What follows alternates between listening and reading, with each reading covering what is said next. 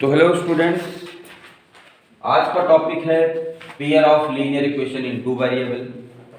Students, पहले तो definition जान लीजिए कि linear equation in two variable में क्या होता है।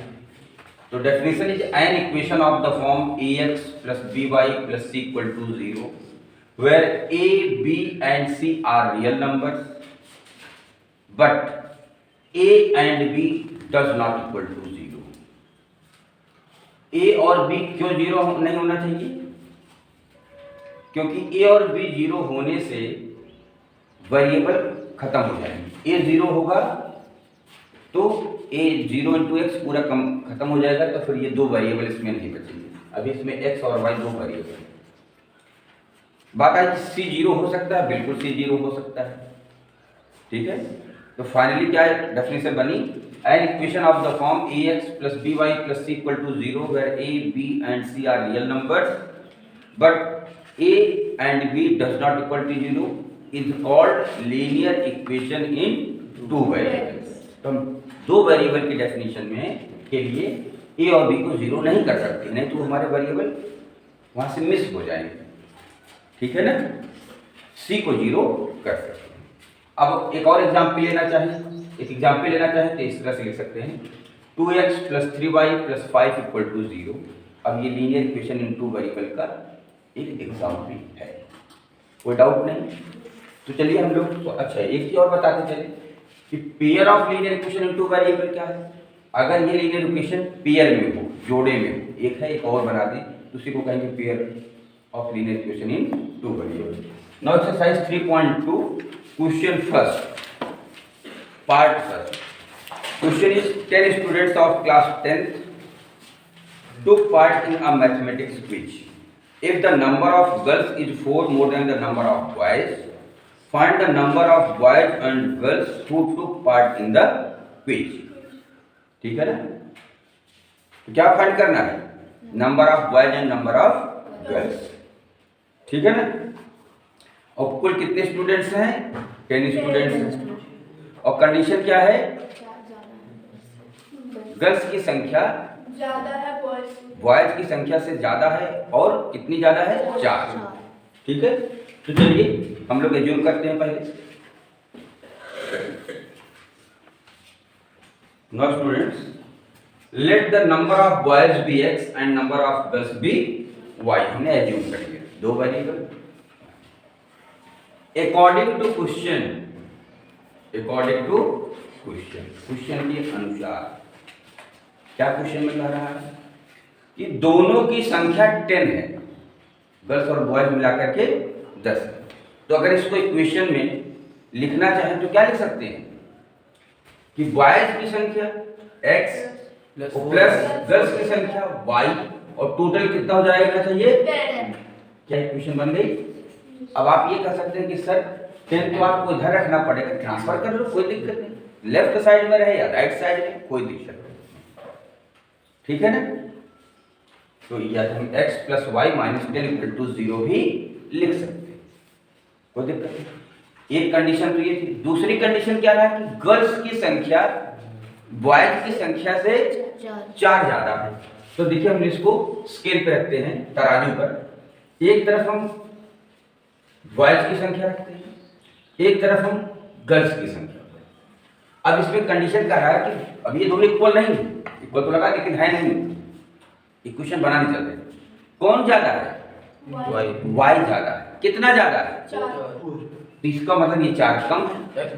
अगर दोनों को बराबर करना होगा तो 4 इसमें जोड़ना पड़ेगा। y equal to x plus 4 करना पड़ेगा। जो ज्यादा है उसमें मत ऐड करना, क्योंकि तो और डिसबैलेंस हो जाएगा। आपको बैलेंस करना है, तो जो कम रहेगा उसी में ऐड कर देंगे। आप ये भी कर सकते हैं सर जो ज्यादा उसमें से सब्ट्रैक्ट कर दिए तो भी तो बराबर हो जाएगा। बिल्कुल, यहाँ पर -4 कर सकते हैं, यहाँ से हटा के -4 कर देंगे, दोनों से। तो अब आपको एक नई इक्वेशन मिल गई, x minus Y equal to -4। ये भी सही है लेकिन स्टैंडर्ड फॉर्म में। y को ट्रांसफर कर दिया, 4 को उलट कर दिया। तो अब आपको दो इक्वेशन मिल गई। एक मिल गई x plus Y equal to 10, एक मिल गया x minus Y equal to -4। दो इक्वेशन मिल गई। अब इसको सॉल्व करने के लिए कई मेथड हैं, लेकिन यहाँ पर जो मेथड दिया गया है वो ग्राफिकल का, ग्राफ से बनाओ। अब हम इसका ग्राफ आपको ड्रा करके दिखाएंगे। तो पहले क्या करेंगे, इक्वेशन फर्स्ट, इक्वेशन फर्स्ट के लिए टेबल बनाओ। From equation first, from equation first table में एक्स वाई और दो पॉइंट निकालेंगे। एक्स की वैल्यू अपने आप इसमें जो भी आपकी चीज, लेकिन ग्राफ के लिए ध्यान रखा करो कि इंटीजर रखो और इंटीजर ही मिले, वो ग्राफ पर पॉइंट आप निकाल लेंगे। अगर कोई फ्रैक्शन आ जाएगा 1/3 आ जाएगा तो उसको ग्राफ पे आप नहीं दिखा सकते, इसलिए इंटीजर पुट करो और इंटीजर प्राप्त करो, ये चीज ध्यान रखिएगा। तो मान लेते हैं सबसे आसान वैल्यू है 0 पुट कर लिया जाए। एक्स की वैल्यू 0 पुट कर दें तो वाई कितना मिल जाएगा, 10 मिल जाएगा। और अगर वाई 0 पुट कर दें तो एक्स कितना मिल जाएगा, वो भी 10 मिल जाएगा। कोई दिक्कत तो नहीं। टेबल तैयार। फ्रॉम इक्वेशन सेकंड से आएगी, फ्रॉम इक्वेशन सेकंड से आएगी। क्या इसमें करना है, इसमें भी वही टेबल बनानी है, एक्स वाई। अब की बार सेकंड इक्वेशन में पुट करना है।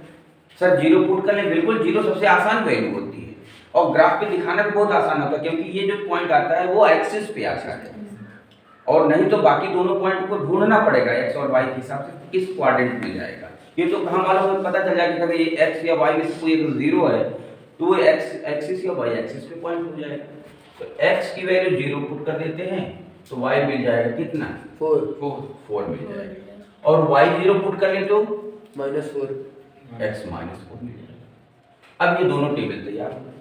इसके बाद बात किसकी आती है, ग्राफ, ठीक है ना। उसके बाद बात आती है ग्राफ। अब हम यहाँ पर एक्सिस बनाएंगे। तो देखिए यहाँ पर स्टूडेंट्स हमने बना लिया, एक एक्सिस बना लिया है, और जो पॉइंट चाहिए उतना हमने यहाँ पर मार्क कर दिया। एक्स में मैक्सिमम 10 चाहिए, वाई में मैक्सिमम 10 चाहिए। लेफ्ट साइड में एक्स की वैल्यू, वाई की वैल्यू 4 तक है, ठीक है, और एक्स की वैल्यू -4 तक, तो इसलिए हमने एक्स एक्सिस पे -4 तक बना दिया। वाई में निगेटिव आएगा। अब ध्यान से देखो, अब ये पॉइंट आपको ढूंढने हैं, 0 10, एक्स 0 वाई 10। ये वाला पॉइंट आप जानते हैं ना, जब एक 0 हो जाता है तो पॉइंट एक्सिस पे हो जाता है। तो किस एक्सिस पे होगा, 0 10, 0 10, देखो एक्स 0 है, वाई की वैल्यू 10 है, तो वाई एक्सिस पे जाएगा। वाई पर 10 कहाँ मिला, ये ठीक है, मिले ना। अब यहाँ पर देखिए हमने ये जो पॉइंट है ना इस सर्किल के अंदर है। अब अगला क्या है, 10 0, एक्स पर 10 वाई 0, ये पॉइंट मिल जाएगा, सीधा एक्सिस पे मिल जाएगा। कोई दिक्कत तो नहीं हो रही ना। ये एक्सिस के पॉइंट है, जिसमें एक 0 रहेगा वो एक्सिस पे रहेगा। कौन सा एक्सिस पे, अगर वो, हाँ ठीक है, जैसे लिखा है 2, 0, तो एक्स की value 2 Y 0, it means X axis पे चला जाएगा, और 0 2 होता तो वाई एक्सिस। आपको स्केल उठाना है और इन दोनों को ज्वाइन कर देना है, ठीक है ना। स्केल उठा करके आपको ज्वाइन कर देना है और ये आपका ग्राफ तैयार हो गया, ठीक है ना। इसी की लाइन होनी चाहिए, ध्यान रखिएगा। और इस इक्वेशन का नाम आप ले सकते हो x + y = 10, ये इक्वेशन, ये लाइन का, इस लाइन की इक्वेशन का ये ग्राफ है। अब दूसरा है x + y, x - y = -4, यहाँ से 0 4, 0 4 कहाँ पर होगा, y एक्सिस पे, 0 4 ये मिल गया। फिर क्या लिखा है, -4 0, x एक्सिस पे, -4 कहाँ है, यहाँ। अब इन दोनों को एक साथ ज्वाइन कर दीजिए, तो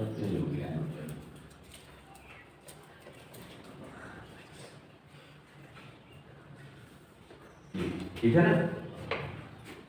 ये लाइन पीछे से बढ़ा दीजिए। इस लाइन का नाम क्या है, यह है x - y = -। अब ये दोनों लाइनें जहां इंटरसेक्ट करती हैं वही सॉल्यूशन होता है। ये आप इंटरसेप्ट करेंगे ना, ये point P line, P point इस लाइन पर भी है और इस लाइन पर भी है। इट मींस इस इक्वेशन को सेटिस्फाई करेगा और इस इक्वेशन को भी सेटिस्फाई करेगा। तो पी की पोजीशन देख लो, जो एक्स वाई की वैल्यू होगी वही सॉल्यूशन हो जाएगा। ठीक है ना, इसको आपको ग्राफ पेपर पे करना है, प्रोसेस यही रहेगा।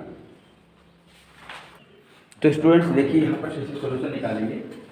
यहाँ से P से एक परपेंडिकुलर लाइन ड्रॉ करेंगे, ये पॉइंट मिल रहा है 4 और यहाँ से y को करेंगे तो यहाँ मिल रहा है 6। तो यहाँ पर ग्राफ से देख करके हम बता सकते हैं कि x की वैल्यू 4 आएगी और y एक्सिस पे देखिए y की वैल्यू 6 आएगी। तो यही इसका सॉल्यूशन हो गया, ठीक है ना, ये इसका आंसर हो गया, इसका आंसर हो गया। किस मेथड से हुआ? Graphical method. ग्राफ ड्रॉ किया, उसके बाद पॉइंट P को देखा इंटरसेक्शन पॉइंट कहाँ आ रहा है, उससे x मिल गया और इसी से y की वैल्यू मिल गई। ठीक है, तो पहले वर्ड प्रॉब्लम को पढ़ेंगे, फिर से इक्वेशन बनाएंगे, इक्वेशन आने के बाद उसके पॉइंट्स निकालेंगे, पॉइंट्स निकालने के बाद ग्राफ बनाएंगे, ग्राफ के बाद सॉल्यूशन। अब यहाँ से एक्स वाई आ गया तो आपसे क्या पूछा था? Number of boys. तो फाइनली क्या होगा? तो number of boys equal to 4 and number of girls equal to 6। ये आपका फाइनल आंसर।